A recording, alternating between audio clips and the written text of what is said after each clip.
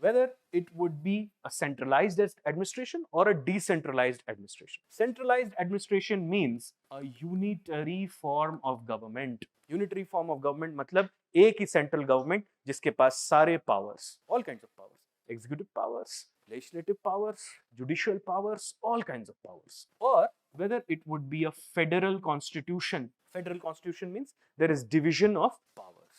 Now, India is a federal polity, and we know that by looking at the constitution. Have you heard about these lists? Union list, state list, concurrent list. So, subjects which are included in the union list, only the parliament can make laws on that. Subjects which are included in the state list, only the state legislatures can make laws on that. And subjects which are included in the concurrent list, both the parliament and the state legislature can make laws on that.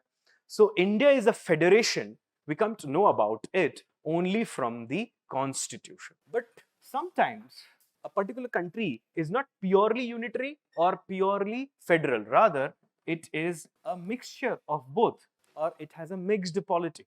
Like, say, for example, India is a good case of that in point. See, in normal times, India remains a federation.